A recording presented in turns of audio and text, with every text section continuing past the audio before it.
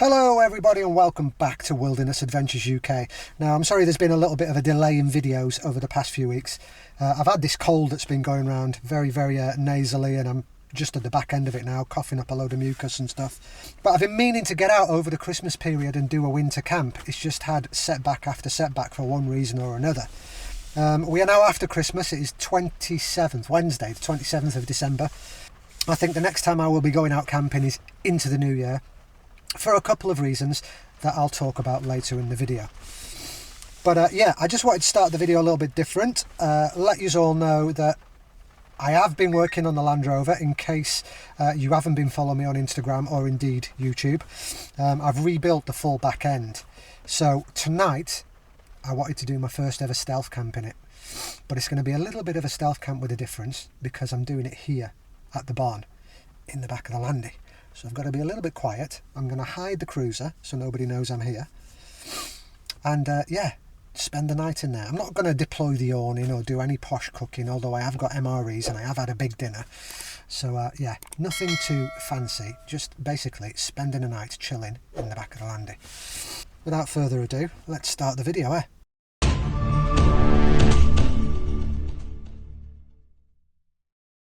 Right everybody, I'm settled in for the night. It is about 5:15 in the evening. Pitch black out there. You can't see anything outside of these little safari windows. It's blown a gale and there's loads of clangs and bangs and all kinds of noises, because this barn isn't the most stable thing in the world. I thought I'd quickly bring you back and have a little bit of a chat and let you know about the theory behind all this. So I had a word with a few friends, namely Dan the Tourist Dave, who has, I always forget the name of his Land Rover, Wilf the Defender. He's just had a heart transplant, just had a different engine put in amongst loads of other jobs. Mate, it's looking mega. If you're watching this video, it is looking mega. I couldn't be happier for you. All the LED lights and everything. I watched a video last night actually, but fantastic video, Dan. Love it. But he kind of inspired me a little bit when I went to the Overland show. As well as True Blue Travellers. Can't say that name.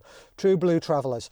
They did a really good landy build earlier on in the year, and they inspired me a little bit as well as Boris the Defender and various other people here in the UK that have built out their Land Rovers. So I've taken little snippets off everybody and I've added my little twist on it. Now, I did make a video, and it's more of a video diary. It wasn't a how-to. I wasn't showing me drilling holes and carpeting things. It was more of a video diary.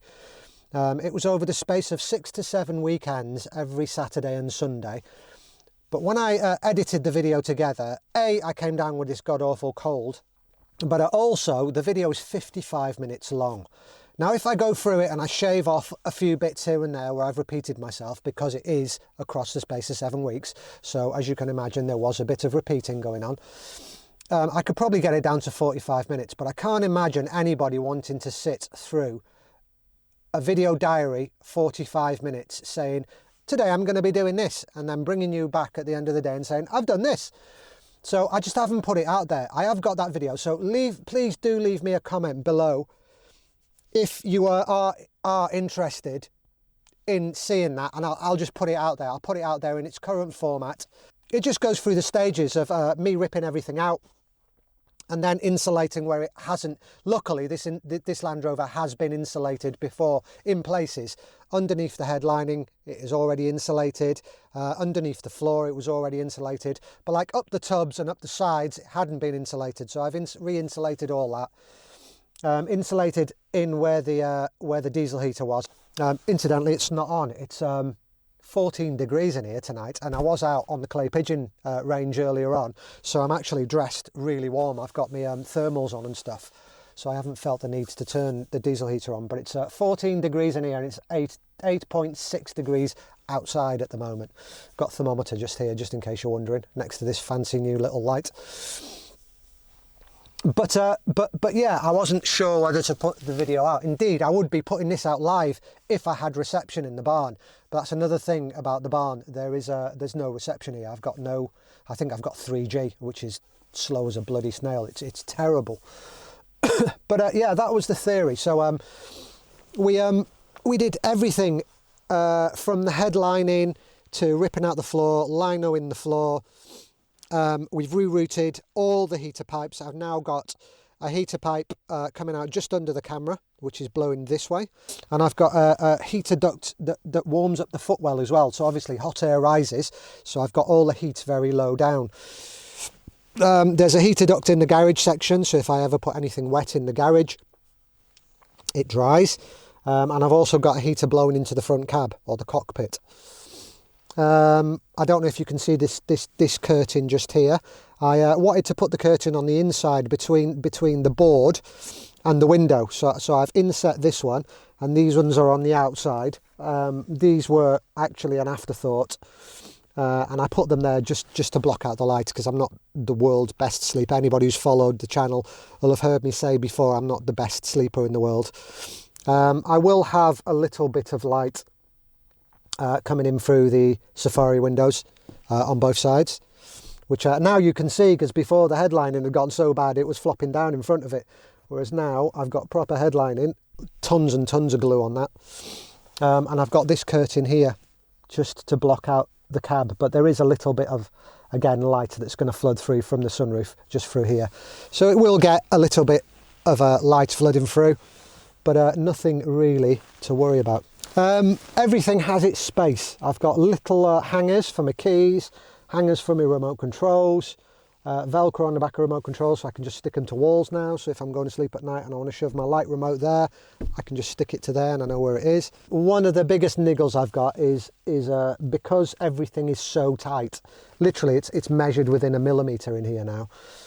When my bed's deployed, it touches the back of the fridge. I can't plug the fridge in when my bed's deployed, which is a bit of a shit.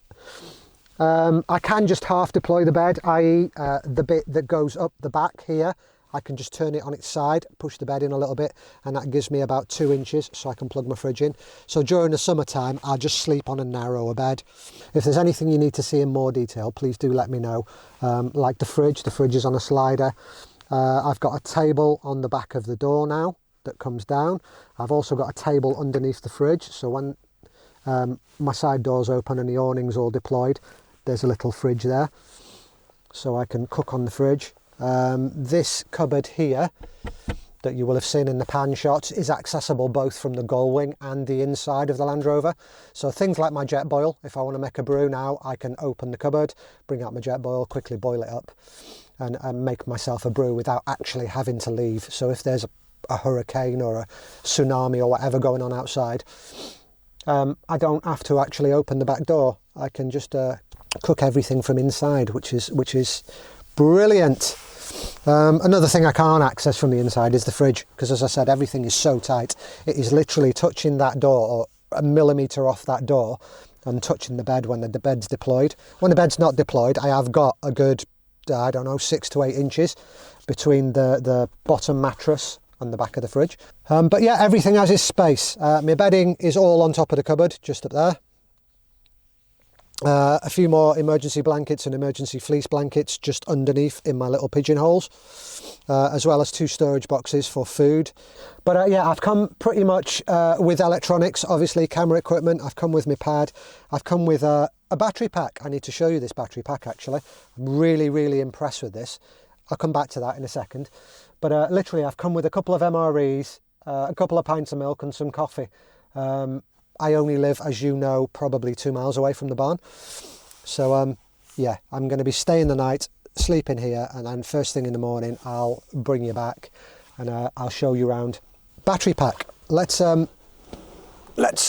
bring you over to this little camera and I can show you just quickly. I've got a few things plugged into it, just charging it. But if anybody's after a battery pack, this is a beauty. I'll fire this up a second. So I'm just going to flick over to that camera. And I'm probably going to need this light off here just to move down there just so I can show you it. So this is the Anker Solis, if I remember rightly. Now I bought this because I've got a Blue Yeti AC200p. Now the Blue Yeti it fits. I've measured everything to fit the Blue Yeti, but it weighs an absolute ton. I think it weighs about 27 or maybe around 30 kilos. It's massive. And it'll power my rig, it'll power my fridge, it'll power my diesel heater, probably for about 5 days. So if I was going on a long camp, I'd take the Blue Yeti with me. But if I'm just going away for the weekend, I wanted something a little bit smaller, a little bit lighter. And this Anchor came up in the Black Friday sales. Let me move it out. And that's kind of what it looks like just there. I don't know if you can see that. Has got a light on it just here. This isn't a review by any means. It's got a little light on it there that lights up, and it's soft white, so it goes with the rest of my vehicle. You can see there it's on 99%. Now this thing ran my diesel heater for, I think it was 5 or 6 weekends consecutively without charging. So yeah, really impressed with it. 1000 watt inverter in it, so as long as you're not powering your induction hobs, your power tools and stuff, this thing will do everything you need it to do. And it's got bags and bags of power. And I got it at a really bargain price on Black Friday. And it has been a great addition. While I was working on the Land Rover, we had that frosty few weeks, so I always had the diesel heater on to dry all the glue and set everything, and it worked really well. And then I had the Blue Yeti AC200P with a 2000 watt inverter, powering all my plunge saws, chop saws, and all my other saws. So they both have their place. I'm quite lucky that I've got 2. I do appreciate that. This one I think will get a lot more hammer than the Blue Yeti now, because I mostly go away Friday, Saturday, Sunday. So this one is absolutely ideal for those shorter weekends. Currently it's charging my little puck light. It's charging me, I've used all these lights when I was building the rig, so that they're completely flat. Charging me me Ridge Monkey fishing bivvy light. That's a cracking piece of kit. Comes with a remote control and everything. I've had that for a good 3 or 4 years. So I'm charging those 2 currently. This is a new Christmas present. This is quite cool. I'll take this down and show it you. So this is a little lantern. It was I think whoever got it off me got it off Amazon. But these things move down. These petals, I'm going to call them, move down, so they're like that. I think it's on the lowest setting at the moment. Yeah, well, there you go, there's the lowest setting. Kind of looks like that, and then you can fold it all back up, but it goes really bright. And then if I press that button once, it's got an SOS beacon there, and then if I press it again, it'll go off. Press it once, it goes to the orange light, and again it's on the highest setting there, so I'll turn it down to about there. Press it again, it'll go to the white light or the blue light. I think that's 6500 if I'm not mistaken, and again you can turn it right up. And if I press it one more, it goes to the warm, which is my preferred. And if I press it one more time, it'll go red, and then I'll turn it off. But if you double tap it, got a torch on the bottom, look. So for all your emergencies, for the Land Rover, this is perfect. If you're going for a wee at night, or if you hear a noise and you want to, it's absolutely double tap again, goes off. One tap comes on to the orange, one tap goes white, one tap goes to my preferred, which is where we're going to leave it, and I'm going to stop bugging you with that light. Absolutely fantastic. Great Christmas present. Thank you very much. You know who you are for getting me that. It's also a power bank, so you can charge your phone off it. USB-C and USB-A for charging. I was asked what I wanted, and I said I wanted that, and I sent them a link, so I know it's around 35 quid. Absolutely love it for inside here, because the problem I've got with my puck, which is what I usually use in here, is it doesn't hold charge. So while it's charging, it's absolutely fine, but you leave it 2 or 3 days, it runs itself flat. I don't know why, it's always done it. But this is remote control, so it's ideal at night time for flicking on the light. If you need a wee, you just press a button. You don't have to move so much, if you know what I mean.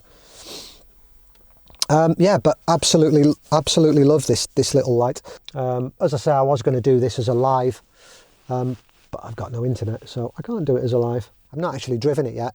Landy isn't taxed. It turned 40 this year. In the summer of this year, 2023 still, it turned 40. Me thinking I could tax exempt it as soon as it turned 40. So I let it run out of tax. I sawned it and I thought, well, I'll just tax exempt it now. No, you can't tax exempt it till the beginning of the financial year, which anybody in the UK knows it's April. So I can't tax exempt it till April. So if I am going to use it in January, I'm going to have to tax it and then just tax it for a month and then cancel it. And yeah, come April, I can tax exempt it. I don't tell you that. I think I had to do a little bit of reading. If indeed I'm wrong and somebody has registered a vehicle historic tax exempt, let me know how you did it. But I'm under the impression I have to wait till April, fill out a load of paperwork, send it off, and then the vehicle gets classed as a historic vehicle. So yeah, I was going to go camping and do a Christmas camp, came down with this awful bloody cold, had to work for one reason or another. So I had to cancel my Christmas camp. So instead, I'm just going to do a New Year's camp beginning of next year. If you do want to see a few more reviews, or you want to know about how I've done anything specifically, just let me know and I can go into a bit more detail. Well, why are you swaying about? Yeah, keep still. I've been rambling now. I've been rambling for a good... where's the time? I've been rambling for bloody ages. I've been rambling for about 20 minutes. Thought I'd quickly bring you back just to show you me cooking dinner. I've got some lentils in barbecue sauce just in there at the moment. And I've already cooked, I'm waiting to cool down, beef with cassava. That one just there, that one's well out of date. See if I can get my face out of the way so you can see that. Hopefully you can zoom in on the date. But yeah, that one's well out of date, but we're going to scoff it anyway because I'm hungry, really hungry. Oh, let's turn this down because it's leaking everywhere. But yeah, I'm going to crack on and do this because it is taking a bit of focus not to get water all over the back of the landy and burn myself with boiling water. Going to use that water to make myself a nighttime brew as well, so I'm not wasting anything. But yeah, after that I'm going to scoff it, get my head down for the night. But yeah, it was just to show you me cooking. I am actually staying in the landy tonight. I am not going home, even though I live only 2 miles away. This is a proper test of the build. Unless anything tragic happens, i.e. the barn falls down on top of the Land Rover, I will see you guys bright and early for a debrief, just to let you know how I've got on. But at the moment, it is working absolutely sweet. Warm, comfortable, ambient light is perfect. Can you hear that wind? That wind is absolutely smashing the barn. It is absolutely blowing a gale. When I say it's windy, it's really, really windy tonight. I'm glad I'm not out there with the awning up. I wouldn't be surprised if it rocks the Land Rover inside the barn. It is absolutely ridiculous out there. Anyway, folks, I'll bid you good night. Gonna have some food, as I say, get my head down, and I'll see you guys first thing in the morning. So I know you can't see much right now because the lights are off and it's really dark. I did say I'd bring you back if there was anything tragic happening. Well, the best thunderstorm is going on outside at the moment. I'm hoping we've not missed it. Did you see that flash then?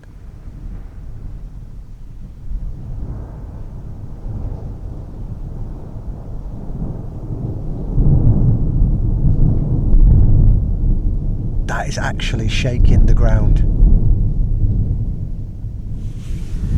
Let's see if we can peek out the window and pick up another flash in a second. Right, I'm just going to go quiet, see if we can pick up a flash.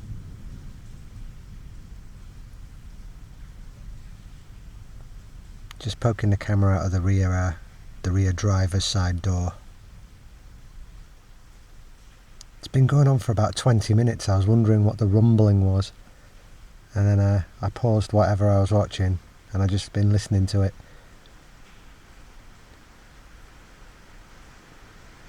Well, the rain's absolutely hammering it down. I'm not sure the microphone's going to pick that up.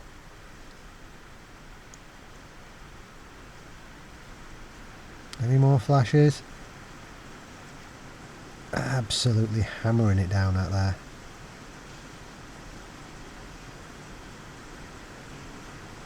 Now you know why I've not been going out of late. It's pretty much been raining for the past 3 weeks on and off. We've had the odd dry day, but everything is just waterlogged and soddened everywhere.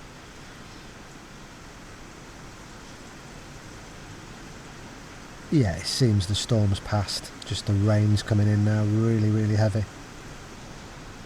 Yeah, hopefully we caught a little bit of that on camera. But yeah, I'll bid you good night, folks. I'll carry on watching what I was watching, and I'll see you all in the morning. Good morning, everybody. Right, I've been awake probably about 40 minutes. Woke up during the night, really needing a wee around 3:30. So I had a wee, and then I couldn't get warm again. So I fired up the diesel heater, got warm. Problem is, I've only got like a 3-season camping blanket thing here. So I had to whip out the emergency little blanket and wrap that around me as well, just to warm up. Make sure it wasn't going to happen again, obviously, after I turned off the diesel heater. Had my dinner, sat through that storm. I tell you what, if I was dressed and I wasn't trying to be super stealthy, I would have taken you out to see that storm, because I tell you what, it was a cracking storm. A little bit disappointed that I was stuck in it. Again, I am trying to be quiet and be stealthy. I'm sure the lady that owns the barn wouldn't have a problem with me being here, but still, we wanted to mimic a stealth camp.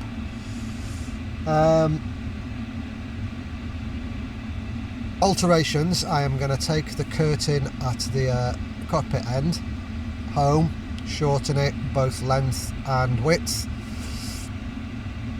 and yeah, get that fitting a little bit better. It's a little bit too baggy for my liking. I want it a little bit tighter than it is. I think it'll pack away a lot nicer if it's a little bit shorter width-wise. Star of the show has definitely been the Anker Solix, my little battery bank down here. I think it's 1024 watt hours. Don't quote me on this, but it's charged my pad, which isn't a small pad. It's charged my phone twice, because anybody who's got a phone will know whenever you've got no reception, it chews through your battery quicker. And it has been hotspotting, so it's been hotspotting, so I can watch YouTube on my pad. It's been buffering a lot, but I've managed. It's also charged several lights and running the diesel heater, and it's still on 78%. It's just a trooper. I do like Anker stuff. I've always liked Anker stuff. Yeah, if you want to see or you want any more info on anything I've shown or the Land Rover build, just leave me a comment below and I'll endeavour to get some info over to you. But plans for now is it's warming up nicely. You can probably hear the diesel heater in the background. I'm going to quickly get dressed, pack everything away, take that curtain down, go home and alter it, and possibly come back later and fit it. So yeah, that was our little overnight stealth camp. Dying for a week, so I'm going to knock the camera off. Probably going to bid you all farewell now, and I'll leave this image in your mind until the next video. Naked Spee with boobies out. So yeah, hope you're all well. Hope this video finds you all well. You're all looking after you and yours. And we'll see you again soon in another video.